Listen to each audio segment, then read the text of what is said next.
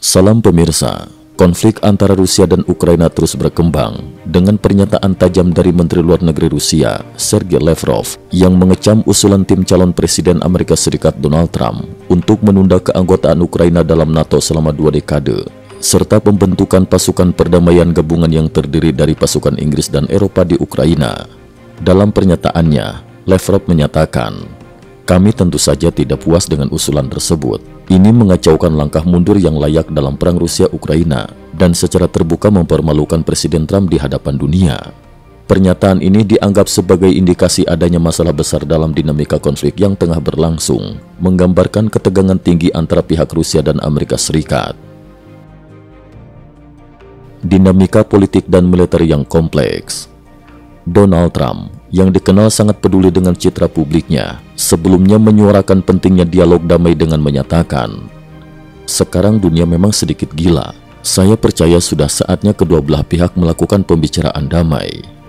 Namun pernyataan ini menghadapi tantangan serius dari ambisi besar Presiden Rusia, Vladimir Putin, yang menuntut Ukraina untuk menyerah, menarik diri dari permohonan keanggotaan NATO, dan mempertahankan wilayah Ukraina yang telah dianeksasi.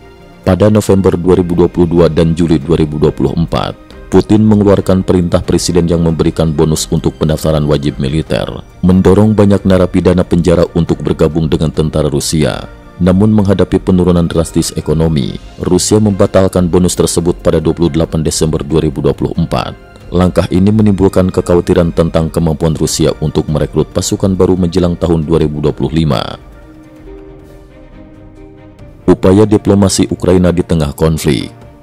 Presiden Ukraina, Volodymyr Zelensky, menunjukkan strategi diplomasi yang cermat dalam menghadapi konflik ini. Zelensky menyetujui batas bawah yang diusulkan Trump untuk membuka ruang bagi dialog damai, menyatakan, setelah Trump menjabat, perang Rusia-Ukraina akan segera berakhir. Ia menekankan bahwa gencatan senjata harus disertai dengan jaminan keamanan yang dapat dipercaya, mencerminkan keinginan rakyat Ukraina untuk mencapai perdamaian. Di sisi lain, Ukraina juga memperkuat posisinya di panggung internasional. Pada 30 Desember 2024, Menteri Luar Negeri Suriah, Asad Hassan al-Shibani, bertemu dengan Menteri Luar Negeri Ukraina, Andriy Sybiha di Damaskus. Mereka menyepakati pembentukan kemitraan strategis di bidang politik, ekonomi, dan sosial, menyoroti pengalaman penderitaan bersama yang dialami kedua bangsa. Sebagai respons terhadap penghentian pasokan gandum oleh Rusia ke Suriah, Zelensky mengumumkan pengiriman bantuan pangan pertama ke Suriah, termasuk 500 ton tepung. Hingga 31 Desember 2024, sudah ada 20 pengiriman tepung yang tiba, dan Ukraina berkomitmen untuk mengirimkan lebih banyak bantuan pangan. Inovasi militer Ukraina, drone misil neraka. Dalam upaya memperkuat kemampuan militernya, Ukraina memperkenalkan drone misil jet baru yang dinamai Neraka. Drone ini merupakan jenis misil jelajah kecil dengan kecepatan maksimum mencapai 700 km per jam dan jangkauan hingga 700 km, cukup untuk menyerang target di Moskow. Dalam 3 bulan terakhir, Ukraina telah memproduksi sekitar 100 unit drone ini dengan 70% komponen berasal dari dalam negeri. Pada 29 Desember 2024, drone Neraka berhasil menyerang stasiun pipa minyak di Bryansk, Rusia, menandai kemenangan pertama Ukraina menggunakan teknologi ini. Peningkatan intensitas konflik di garis depan. Pada akhir tahun 2024, intensitas serangan dan pertahanan di garis depan Rusia-Ukraina meningkat drastis. Di zona pertempuran Pokrovsk, Ukraina, terjadi rata-rata 50 pertempuran setiap hari selama 3 bulan berturut-turut, melibatkan sekitar 70.000 tentara Rusia. Tentara Ukraina semakin fokus pada penargetan komandan Rusia, menggunakan roket HIMARS untuk menghancurkan markas komando bawah tanah di Lviv, Kursk, dan Zaporizhia. Menurut pengumuman tentara Ukraina, pada 30 Desember saja, korban tentara Rusia mencapai lebih dari 2.000 orang dalam satu hari.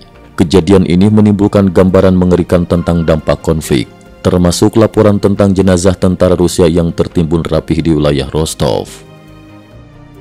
Pahlawan internasional Peng Chenliang.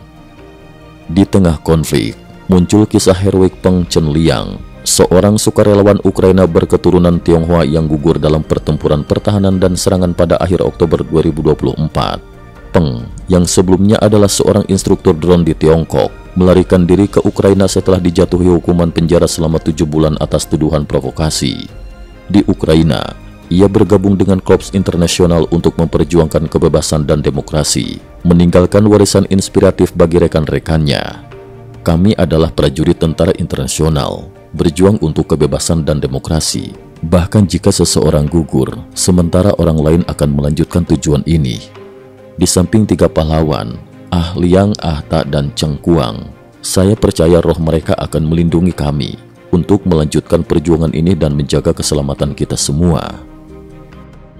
Prospek perdamaian dan masa depan konflik. Dengan meningkatnya tekanan militer dan diplomasi yang terus berlangsung, masa depan konflik Rusia-Ukraina tetap tidak pasti. Upaya dialog damai yang diusung oleh Trump dan Zelensky menjadi titik krusial dalam menentukan arah konflik. Namun dengan sikap keras Rusia dan ambisi besar Putin, tantangan untuk mencapai perdamaian yang langgeng masih sangat besar. Masyarakat internasional terus memantau perkembangan situasi ini, berharap agar langkah-langkah diplomasi dapat membuka jalan menuju resolusi damai yang mengakhiri penderitaan rakyat Ukraina dan meredakan ketegangan global. Cukup sekian dulu, terima kasih atas perhatiannya. IT News juga memiliki channel di platform kancing.com. Mohon kunjungan dan bantu subscribe agar bisa mengikuti perkembangan dunia tanpa batas. Terima kasih.